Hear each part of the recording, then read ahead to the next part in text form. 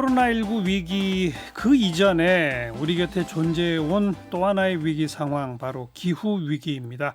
올여름에 54일간의 장마, 폭우 그 피해를 보면서 기후 위기가 얼마나 심각한지 우리가 톡톡히 경험을 했죠.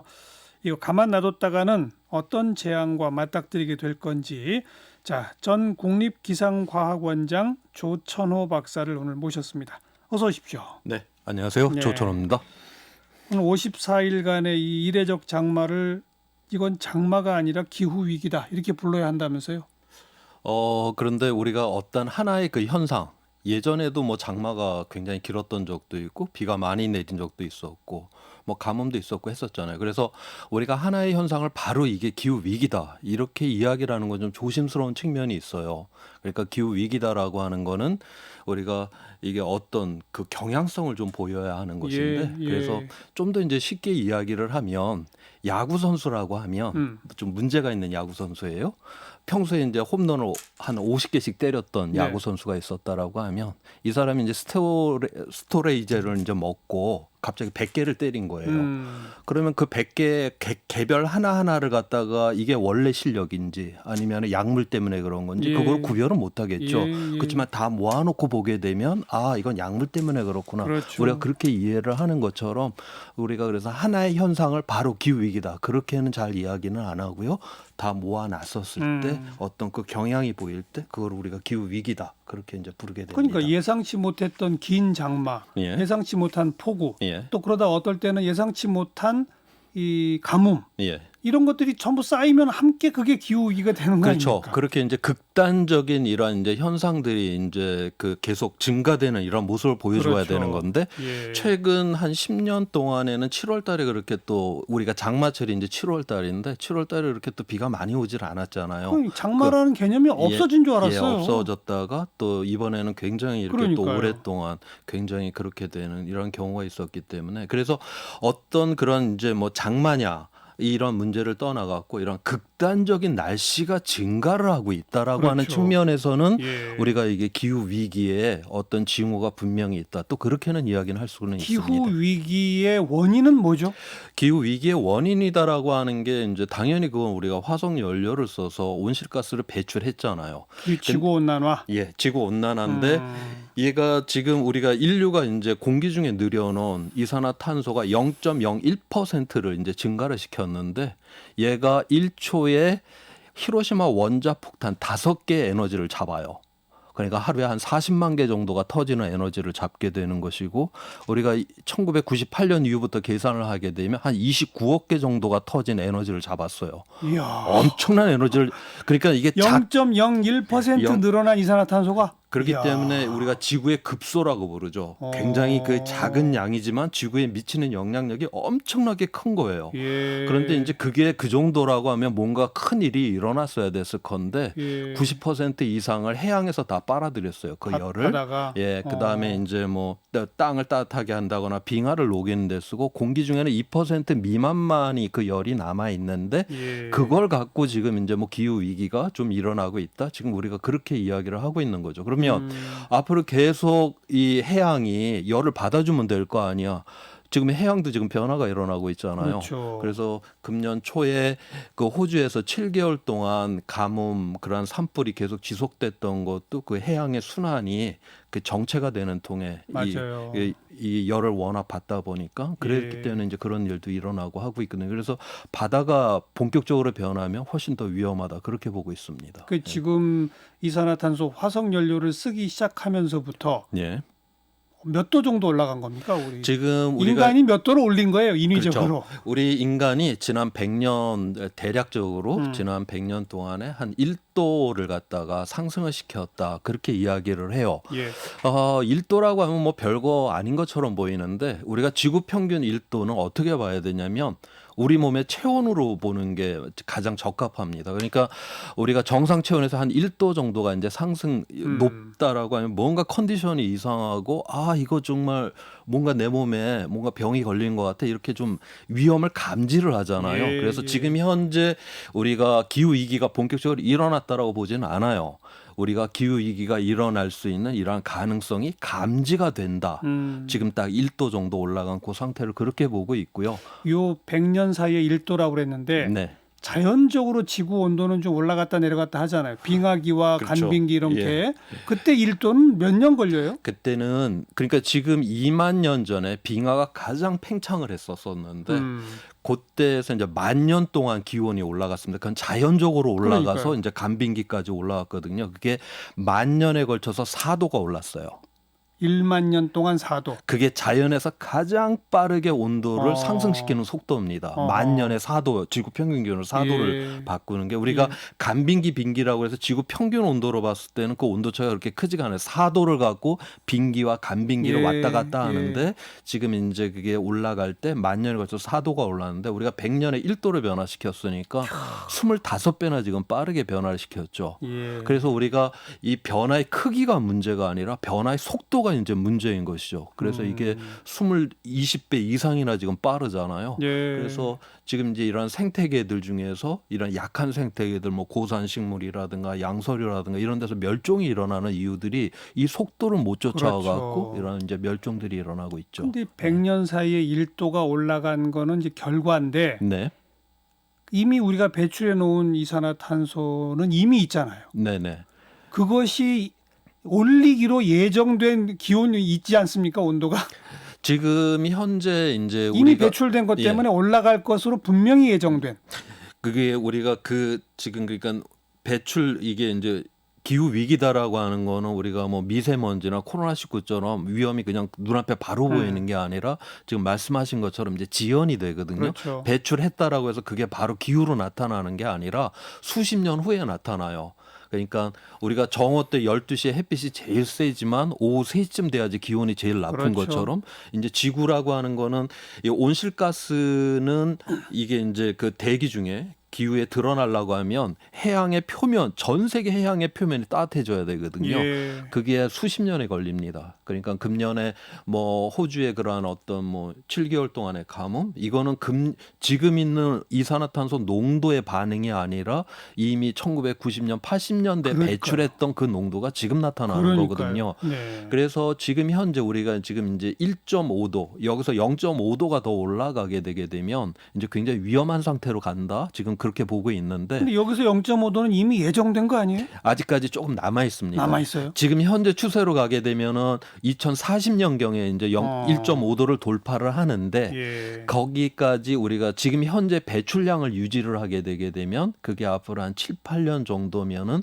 1.5도를 넘을 수 있는 그 온실가스를 다 배출하게 된다. 그렇게 그렇죠. 보고 있죠. 그죠. 그리고 그 위기가 일어나는 거는 그 한 10년 후쯤, 15년 후쯤에 그런 위기가 일어날 거다. 그렇게 보고 있습니다. 네. 우리 청취자분들 이해하기 쉽게 예. 그 한 지금으로부터 한 7, 8년 그다음부터 한 15년 후 예. 어떤 현상들이 나타나는 거예요? 어떤 현상이 1.5도가 그러니까 지금보다 0.5도가 더 오르게 되면 우리가 지금은 이제 감지를 한다라고 했잖아요. 우리가 매일같이 기후가 뭐 변화가 돼서 하루하루가 괴롭거나 이렇지는 않죠. 지난번에 뭐 그렇게 장마가 길었다거나 또 이제 폭염이 있다거나 요럴 때 뭐 뉴스를 봤더니 외국에서 예, 이런 이렇게 감지를 하는 수준이죠. 네. 그런데 여기서 0.5도가 오르게 되게 되면 이제 항시적으로다가 뭔가 이제 기후 변화 때문에 좀 고통스러운 상황이 될 거다. 항시적으로 그것도 전 세계적으로 이야. 그런 상황이 될 거다라고 보고 있고요. 거기서 이제 0.5도가 더 올라가고 2도 이상이 되는 경우가 되게 되면 그때는 회복력을 상실한다라고 그렇게 네. 이야기를 합니다. 그래서 우리가 2015년에 유엔의 파리 기후 협약에서 2도 이내로 이제 낮추기로 했는데 그 2도라고 하는 게 이제 굉장히 중요한데요. 이게 2도를 넘게 되면 회복력을 상실한다. 이게 굉장히 무서운 이야기예요. 우리가 인류가 이때까지 경험했던 모든 위험들이라고 하는 거 전쟁이 됐던 감염병이 됐던 뭐 이런 모든 위기들이 끝났잖아요. 뭐 금융 위기까지 다 해서 언젠가는 끝나고 회복이 되고 그러한 어떤 시행착오를 통해서 더 발전도 하고 이랬는데 얘는 한번 벌어지고 나면 회복이 안 되는 위험이죠. 예. 그러니까 끝까지 이거는 그 어떤 회복이 없이 그런 위험 속에서 우리가 살아가게 되는 위험이다. 그래서 눈앞에 드러나기 전에 2도를 넘기 전에 이 문제는 해결을 해야 된다. 그렇게 보고 있는 겁니다. 특히 지구상에서도 대한민국의 위치는 어떻습니까? 이 기후 위기의 이 피해도 정도도 네. 지구의 위치에 따라 좀 다를 거 아니에요. 많이 틀리죠. 그러니까 우리는 굉장히 그 기후 위기다라고 하는 측면에서는 굉장히 좋은 자리에 잡고 있어요. 그러니까 우리가 겨울, 여름 이 온도 차가 엄청 크죠. 연교차가 한 50도 예, 이상 되죠. 50도 되죠. 그런 게 자연의 변동성이 워낙 예, 크잖아요. 예. 여기서는 뭔가 기후 위기가 일어나도 잘 이거를 그 신호를 잡아내기가 어려워요.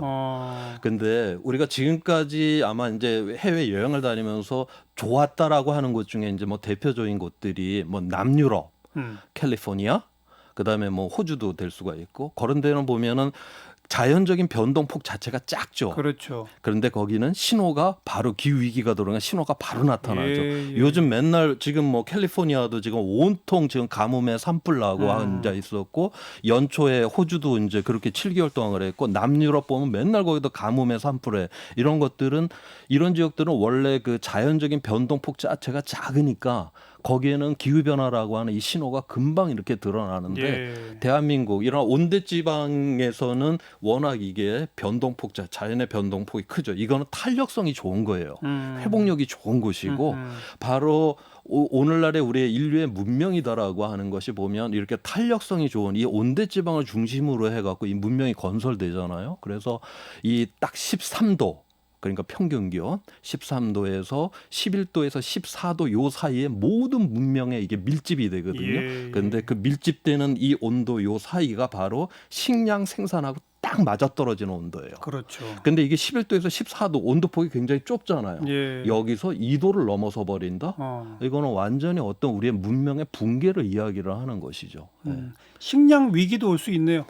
제일 무서운 게 식량 위기죠. 그러니까 그 회복력을 상실한다라고 하는 그 자체가 그러니까 우리가 기온이 올라간다라고 하는 거는 단순하게 뭐 폭염일수가 많아지고 뭐 가뭄이 들고 이 정도의 문제가 아니라 극단적인 날씨가 많아진다 이 문제가 아니라 우리가 지구 조절 시스템이 붕괴가 일어난다 예. 이렇게 봐야 돼요. 그러니까 붕괴가 일어난다는 걸 뭘 의미를 하냐? 뭐 물이 부족하고 그러면 가뭄이 들고 그러면 기아 사태가 일어나고 뭐 생물 다양성이 붕괴가 되고 뭐 해수면이 올라가고 해양이 산성화되고 이러한 것들 우리 먹거리와 관련된 이런 모든 시스템이 다 붕괴가 일어난다는 그렇죠. 걸 의미를 하는 것이거든요. 네, 결국 네. 그렇게 됐을 때 지금 이 77억이라고 하는 인구가 그 앞에서 어떻게 이거를 생존하느냐 이거는 굉장히 커다란 문제죠. 커다란 위험이기도 하고요. 예. 인간이 할 수 있는 실천은 그러면 그 화석 연료 덜 써서 이산화탄소 배출량 줄이는 거 예. 이거 말고는 없어요? 그렇죠. 그거밖에 없어요? 그거밖에 없죠. 그리고 우리가 1750년 산업혁명이다라고 하는 여기서 우리가 화석연료를 쓰기 시작했고 그 당시 인구가 10억이에요. 1750년에. 지금 77억이 됐는데 이 화석연료를 기반한 이 문명은 더 이상 지속 가능하지 않아요. 그러니까 여기서는 우리가 완전히 새로운 세상에 새로운 그런 시스템을 만들어내지 않으면 이 77억은 더 이상 이제 지속할 수 없다라고 하는 게 오늘날 기후위기의 그런 본질입니다. 게다가 전 세계에서 이산화탄소를 줄이기 위한 뭐 각종 협약도 맺고 뭐도 하고 막 하잖아요. 네. 우리 대한민국은 거기에 일단 포함은 돼 있죠. 그럼요. 그런데 네. 실천은 제일 안 한다면서요. 그렇죠. 지난 10년 동안에 OECD 국가가 평균적으로 화석연료 그러니까 온실가스를 한 10% 정도를 갖다가 배출량을 줄였어요. 예. 그런데 우리는 거의 한 25% 가까이를 느린 나라죠. 그러니까 뭘 기후위기 대응한다라고 우리가 1등이죠? OECD 국가 중에서는 거의 예. 그러니까 우리 정도 살만한 나라가 이렇게 배출량을 느리는 나라는 없는 거죠. 그러니까 뭔가 지금 대한민국이 경제 대국으로 거의 10대 강국에 속하는 나라인데 그 자기의 그 위치에 맞지 않는 좀 아무튼 그러한 지금 상황에 있습니다. 예. 그러니까 상대적으로 네. 다른 나라들은 10%를 줄였다. 예. 뭐 어떻게 줄여요?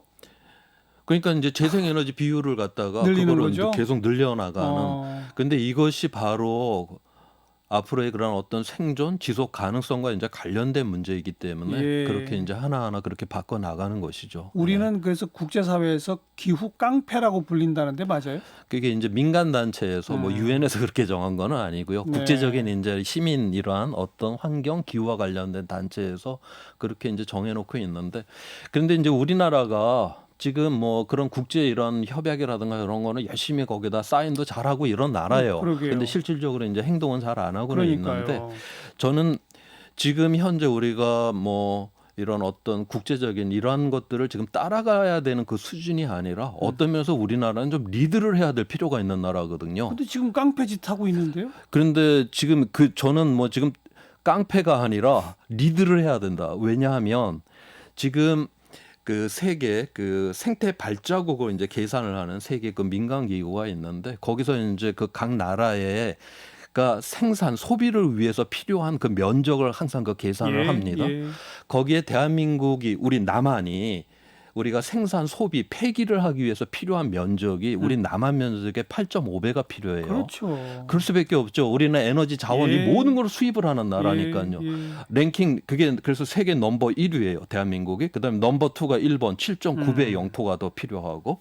자, 그렇다라고 하면 지금 현재는 기후 이 변화로 인해 갖고 피해를 보는 나라들인데 대부분 다 가난한 나라들이에요. 남태평양에 예, 있는 나라 뭐 예. 방글라데시 이런 나라들이 피해를 보고 있는데, 아마 산업화가 된 나라가 피해를 보게 되면 대한민국이 제일 먼저 그 피해를 볼 가능성이 가장 높죠. 왜냐하면 우리는 외부에 의존적이로다가 그렇죠. 식량과 이 모든 거를 의존을 하고 있어요. 그렇기 때문에 우리는 우리의 생존을 위해서라도 제일 앞서서 나가서 여기에 대해서 대응에 이러한 어떤 거를 가져야 되는데, 어떤 프레임 이런 서양에서 만들어 놓은 그 프레임 안에 그냥 따라가고 또 실질적으로 또 행동은 그와 또 반대로 하는 좀 아무튼 좀 그러한 좀 상황입니다. 어떻게 하면 이걸 획기적으로 바꿔낼 수 있습니까? 이거 국민 의식도 변화해야 되잖아요. 지금 이 문제는 그 일단은 지금 뭐 우리 뭐 시민도 또 깨어나야 되는 문제도 있고, 우리나라에서 이런 정책을 결정하시는 분들, 의사를 결정하셔야 되는 분들이 이 위기를 일단 위기를 인식을 좀 해야 돼요. 지금 어떤 면에서 대한민국은 이 엄청난 이 위기를 아니, 위기로 한 인식 못한다는 게 가장 위기인 것 10년 같아요. 전부터 위기다 그렇게 많이 말을 했는데 그걸 인식을 못해요? 그렇다 해도 그냥 위험하다라고 말하는 거 하고 알겠습니다. 그거를 뭐 알겠습니다. 바꿔내야 되겠다라고 하는 거하고는 좀 차이가 있으니까요. 예. 한마디로 기후 위기란 뭐다? 우리가 회복 불가능한 그런 위험입니다. 그렇기 때문에 지금 그리고 이거는 시간이 없어요. 그래서 우리가 그 기후 위기를 막아낼 수 있는 또 마지막 세대이기도 해요. 예. 전 국립기상과학원장 조천호 박사였습니다. 고맙습니다. 네, 고맙습니다.